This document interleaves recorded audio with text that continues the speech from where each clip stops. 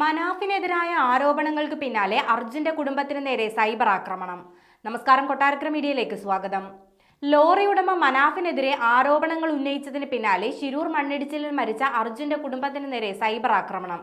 എന്നാൽ പറഞ്ഞ കാര്യങ്ങളിൽ ഉറച്ചു നിൽക്കുകയാണെന്ന് ഇപ്പോഴും കുടുംബം വ്യക്തമാക്കുന്നു. ഗുരുതര ആരോപണങ്ങളാണ് മനാഫിനെതിരെ അർജുന്റെ കുടുംബം ഇന്നലെ ഉന്നയിച്ചത്. കുടുംബത്തിന്റെ പേരിൽ ഫണ്ട് പിരിവ് നടത്തുന്നു, യൂട്യൂബ് ചാനലിലൂടെ വൈകാരികത ചൂഷണം ചെയ്യുന്നു തുടങ്ങിയവയാണ് ആരോപണങ്ങൾ.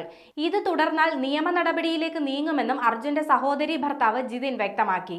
മനാഫ് മാധ്യമങ്ങൾക്ക് മുന്നിൽ കള്ളം പറയുകയാണെന്നും ഫണ്ട് സ്വരൂപിക്കുന്നതുമായി ബന്ധപ്പെട്ട് ആളുകളെ കബളിപ്പിക്കുകയാണെന്നും അദ്ദേഹം പറഞ്ഞു. പൊതുജനങ്ങളാരും മനാഫിന് പണം നൽകരുതെന്നും തങ്ങളത് സ്വീകരിക്കുന്നില്ലെന്നും കുടുംബം വ്യക്തമാക്കി. യൂട്യൂബ് ചാനലുകളിൽ നിന്നും ആക്ഷേപം നേരിടുന്നതായും കുടുംബം വ്യക്തമാക്കിയിരുന്നു. പല ആളുകളും കുടുംബത്തിന്റെ വൈകാരികതയെ മാർക്കറ്റ് ചെയ്തു. യൂട്യൂബ് ചാനലുകളിൽ പ്രചരിപ്പിക്കുന്നത് അർജുന് 75,000 രൂപ സാലറി കിട്ടിയിട്ടും ജീവിക്കാൻ സാധിക്കുന്നില്ലെന്നാണ്. ഇതുവരെ അർജുന് 75,000 രൂപ സാലറി കിട്ടിയിട്ടില്ല. അർജുന്റെ പണമെടുത്ത് ജീവിക്കുന്ന സഹോദരിമാർ, സഹോദരന്മാർ തുടങ്ങിയ ആക്ഷേപങ്ങൾ നേരിടുന്നുണ്ട്. അർജുൻ മരിച്ചത് നന്നായെന്ന കമന്റുകൾ ഉൾപ്പെടെ കണ്ടെന്നും ഇത് വേദന ഉണ്ടാക്കിയെന്നും ജിതിൻ പറഞ്ഞു.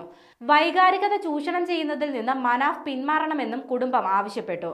അർജുന്റെ മകൻ അയാനെ 4ാമത്തെ കുട്ടിയായി വളർത്തുമെന്ന അദ്ദേഹത്തിന്റെ പ്രതികരണം കൃഷ്ണപ്രിയയെ മാനസികമായി ബുദ്ധിമുട്ടിച്ചെന്നും അങ്ങനൊരാവശ്യം തങ്ങൾ മുന്നോട്ട് വെച്ചിട്ടില്ലെന്നും ജിതിൻ കൂട്ടിച്ചേർത്തു. ഇതിന് പിന്നാലെയാണ് കുടുംബത്തിന് നേരെ സൈബർ ആക്രമണം രൂക്ഷമായത്. അതേസമയം കുടുംബത്തിന്റെ ആരോപണങ്ങൾ തള്ളിയാണ് മനാഫ് രംഗത്തെത്തിയത്. ആരോപണങ്ങൾ ശരിയാണെന്ന് തെളിഞ്ഞാൽ കല്ലെറിഞ്ഞു കൊല്ലാമെന്നും അദ്ദേഹം പറഞ്ഞു. തന്റെ ലോറിക്ക് അർജുന്റെ പേരിടുമെന്നും അർജുന്റെ പേരിൽ ഫണ്ട് ശേഖരിച്ചിട്ടില്ലെന്നും മനാഫ് വ്യക്തമാക്കി.